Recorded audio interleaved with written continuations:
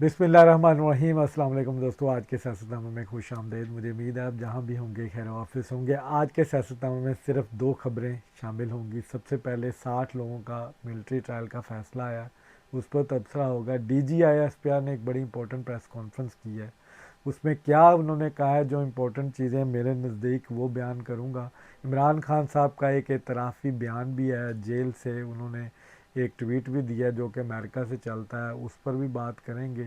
Civil disobedience भी चल रही है।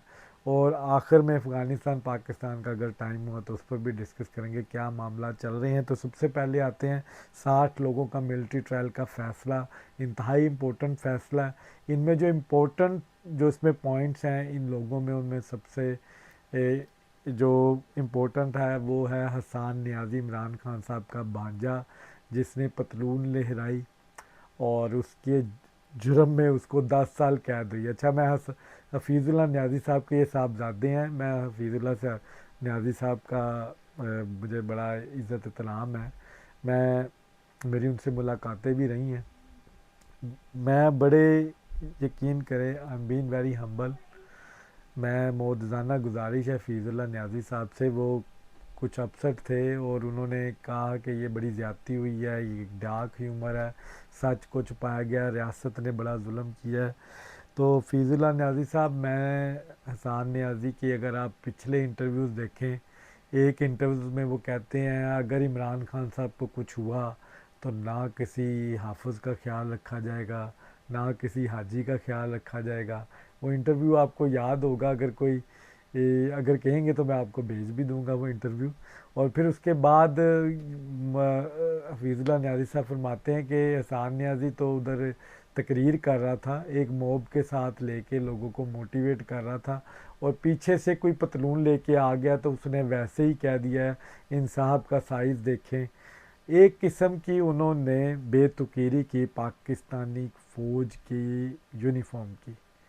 तो ये अगर जुर्म है, अगर आप इसको जुर्म नहीं मानते, आप इसको कहते हैं कि ये हसन न्याज़ी साहब जो जो बैरिस्टर भी हैं, बड़े पढ़े लिखे हैं, 4 डिग्रियां उन्होंने ली हैं, और वो इस जहालत का मुजाहरा करते हैं कि DHQ के बाहर जाकर वो इस तरह की तकरीरें करें और वो वेस्टें चेक करें और फ़ौज की वर्दी की बेतुकीरी करें, लोगों का मॉब लेके जाएं और वहाँ पर अटैक करें।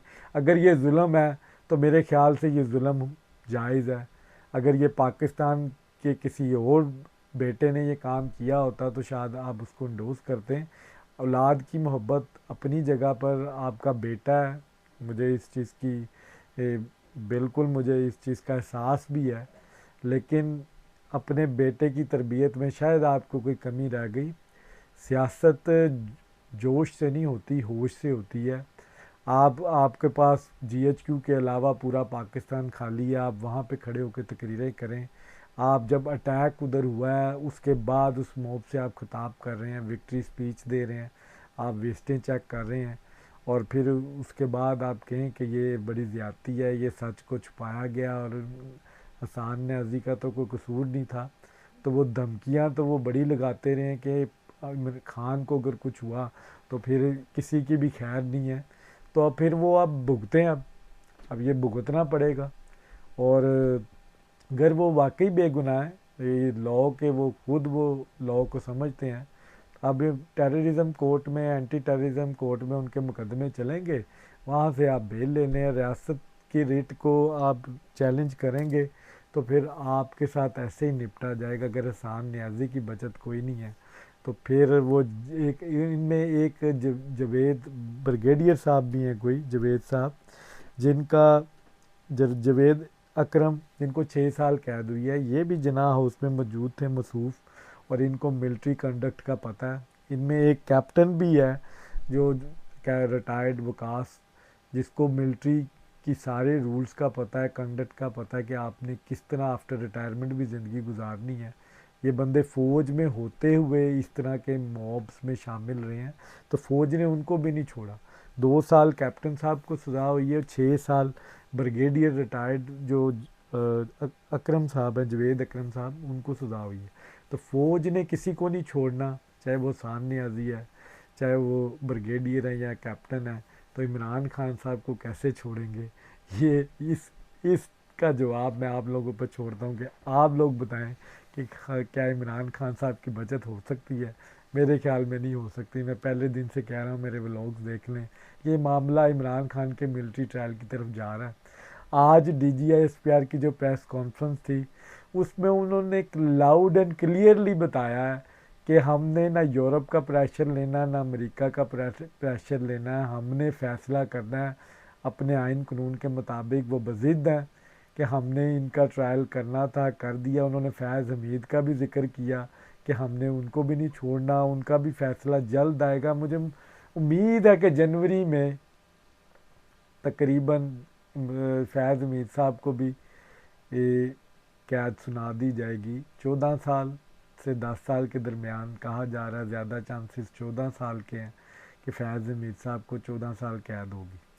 اب یہ معاملہ اس کے بعد پھر اینٹی ٹیررزم کورٹ میں جائے گا. اچھا، اس کے علاوہ بھی یہ ملٹری کے ٹرائل کے علاوہ بھی 119 سے زائد لوگ جو اینٹی ٹیررزم کورٹس میں جن کے فیصلے ہیں، جس میں جناب چودھری اعجاز صاحب ہیں، پھر اس کے بعد شاہ محمود قریشی ہیں، اور ان جیسے جتنے چیمہ اور یہ اسلم اقبال، مراد سعید، ان لوگوں کے فیصلے بھی آئیں گے.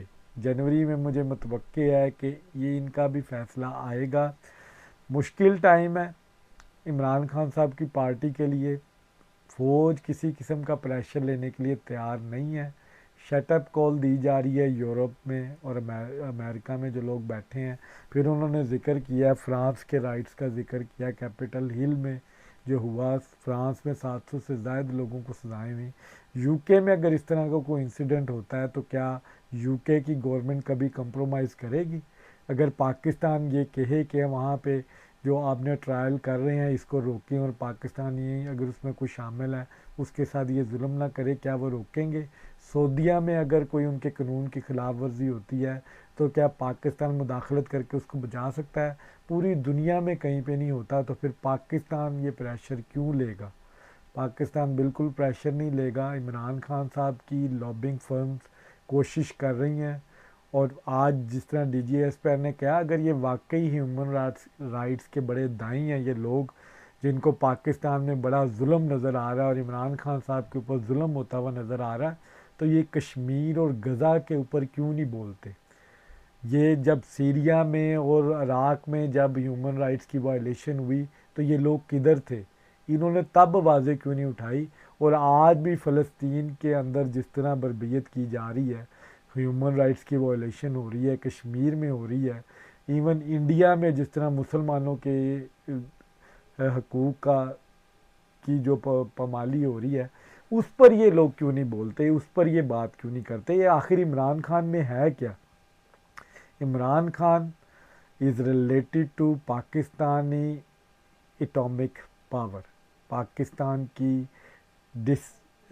ڈسٹیبلٹی کا نام ہے. عمران خان باہر آئے گا، وہ انتشار پیدا کرے گا اور پاکستان کو ڈی اسٹیبلائز کرے گا. عمران خان صاحب نے اسی لیے صحافیوں سے گفتگو کرتے ہوئے ان کے منہ سے نکل گیا کہ پاکستان کی اکانومی بہتر ہوگی، انہوں نے نکال لیا ہے اس چیز کو. وہ مان گئے ہیں کہ ان کی پوری کوششوں کے باوجود عمران خان صاحب پاکستان کو ڈی اسٹیبلائز نہیں کر سکے. تو یہ جو ان کی سول ڈس اوبیڈینس کی جو یہ تحریک چلانے جا رہے ہیں، یہ پاکستان سے دشمنی تو اور کیا ہے. میرے خیال سے عمران خان صاحب کے اوپر ایک اور مقدمہ بننا چاہیے.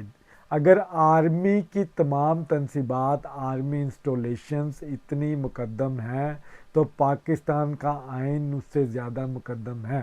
پاکستان کا آئین توڑا گیا، عمران خان صاحب نے پاکستان کا آئین توڑا ہے. اگر ملٹری کورٹس میں ملٹری ان کو سزائیں دلوا رہی ہے اور یہ سمجھتی ہے کہ آرمی کی انسٹالیشن پر حملہ پاکستان پر حملہ ہے، تو پاکستان کے آئین کا پر حملہ بھی پاکستان کی سالمیت پر حملہ سمجھا جائے. پاکستان کے آئین توڑنے والے کی سزائے موت ہے. عمران خان صاحب نے یہ آئین توڑا ہے، عمران خان صاحب کا بھی ٹرائل ہونا چاہیے. عمران خان صاحب نے اسمبلی کو توڑا غیر قانونی طریقے سے، یہ بھی پاکستان کے آئین توڑنے کی وائلیشن ہے. تو اگر آپ نے آرمی انسٹالیشن پر جنہوں نے حملہ کیا ان کو سزائیں دی ہیں تو پھر عمران خان صاحب کا بھی محاسبہ کریں، ایکوالٹی شو کریں۔ یہ تمام لوگوں کے لیے آئین سب کے لیے باعث احترام ہے، تو عمران خان صاحب پہ بھی یہ لاگو ہوتا ہے۔ اپنے ملٹری کے جو آپ کے جرنیل ہیں جنہوں نے پاکستان کے آئین توڑے ان کی بھی بات کریں آپ کہ انہوں نے بھی غلط کیا ہے۔ آرمی انسٹالیشن پر حملے میں ان کی مذمت کرتا ہوں، جنہوں نے آئین توڑا اس کی بھی آپ مذمت کریں، ان کو بھی کیفر کردار تک پہنچائیں۔ تو اس چیز کو ابھی بھی ثابت کرنا باقی ہے کہ آئین توڑنا بڑا جرم ہے یا آرمی انسٹالیشن پر حملہ کرنا بڑا جرم ہے۔ میرے نزدیک دونوں سنگین جرائم ہیں۔ عمران خان صاحب کو کٹہرے میں لے کے ہیں، اور وہ قاسم سوری کدھر ہے آج؟ یہ شہباز گل صاحب جیسے لوگ جو پاکستان کے آئین کا مذاق اڑا کے عدالتوں سے بیلیں لے کے آج پاکستان کے خلاف زہر اگل رہے ہیں، ان لوگوں کو کاؤنٹیبل کریں، ان لوگوں کو پاکستان کے سے لا تلقی کا اظہار کرے پاکستان، ان لوگوں کا بائیکاٹ کریں، امریکہ سے مانگیں ان لوگوں کو کہ یہ پاکستان کے دشمن ہیں، زہر اگل رہے ہیں، ان کو ہمارے حوالے کیا جائے۔ تو اس چیز کا آج D G S P R صاحب نے ڈیجیٹل ٹیررسٹ قرار دیا عمران خان صاحب کے حواریوں کو، بالکل ٹھیک ہے۔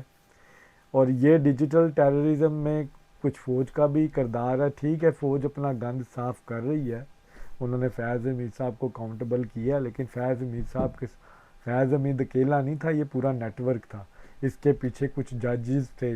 ثاقب نثار صاحب کی بھی بات کریں آپ، جب بندیال صاحب کی بھی بات کریں، اور وہ ان تمام جرنیلوں کی، جنرل ظہیر الاسلام پاشا صاحب کی بھی بات کریں جنہوں نے عمران خان صاحب کو لانچ کیا۔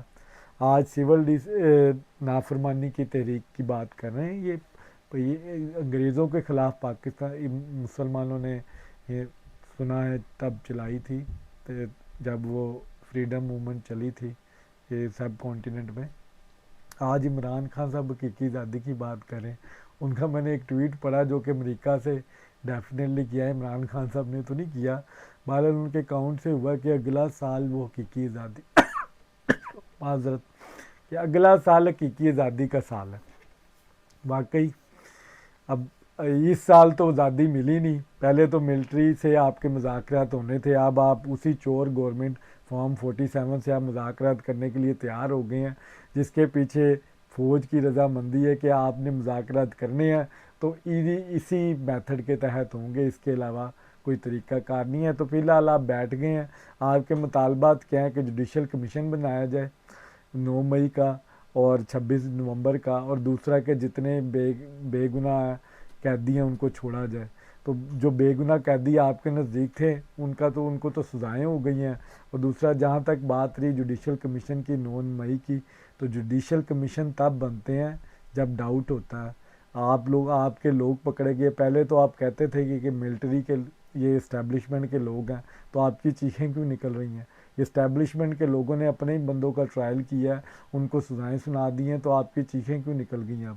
تو پھر یہ دوہرا معیار سیاست کا عمران خان صاحب کو ختم کرنا ہوگا، تعمیری سیاست کریں، پاکستان کی اسٹیبلٹی کی بات کریں، اگر آپ نے کوئی رول پلے کرنا ہے اسمبلیوں میں آ کے کوئی پازیٹیو رول اپنا پلے کریں، جہاں پہ کوئی تنقید بنتی ہے وہاں پر آپ کریں، پاکستان کی بدنامی کا باعث نہ بنیں، امریکہ کی طرف نہ دیکھیں، امریکہ کا جو یار ہے غدار کے نعرے پر قائم رہیں، اب امریکہ کی مدد کی طرف نہ دیکھیں۔ تو مجھے امید ہے پی ٹی آئی کے سپورٹرز اگلے سال بھی حقیقی آزادی کی جنگ لڑتے رہیں گے، عمران خان صاحب جیل میں رہیں گے، عمران خان صاحب کی تب تک چھٹی نہیں ہونی۔ عمران خان صاحب نے اپنے ٹویٹ میں کہا کہ مجھے آفر کی گئی کہ میں بنی گالا چلا جاؤں اور مجھے ہاؤس ریسٹ کر دیا جائے گا، آپ کو پوری سپیس دی جائے گی۔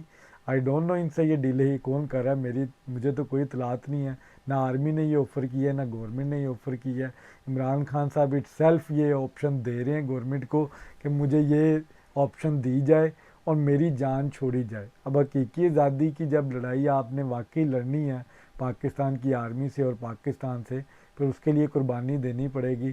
یہ چھپ کے ڈیجیٹل ٹیررزم سے آپ کو آزادی نہیں ملنی۔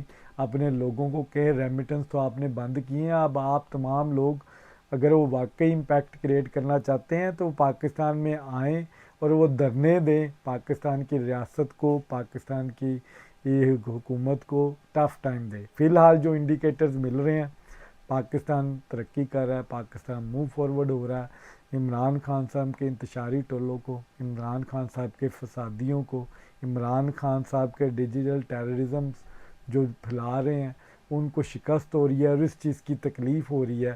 اب یہ کہہ رہے ہیں ہم نے ریمیٹنس بند کرنے ہیں، تو آپ یہ فگرز دیکھ لیجئے گا، ریمیٹنس مزید بڑھیں گے۔ میں خود ایک اوورسیز ہوں اور میں نے یہ فیصلہ کیا ہے کہ میں زیادہ، پہلے میں جتنے پیسے بھیجتا تھا اس سے زیادہ بھیجوں گا، تاکہ وہ چند لوگ جو پاکستان کو ڈی اسٹیبلائز کرنا چاہتے ہیں ان کا میں کسی قسم سے، کسی اپنے ایک ایکٹ سے رستہ روک سکوں، ان کو ڈی موٹیویٹ کر سکوں کہ پاکستان کے دشمن ہیں، میں پاکستان کے خیر خواہ نہیں ہیں یہ لوگ جو عمران خان صاحب کی محبت میں پاکستان کے دشمن بنے ہوئے ہیں۔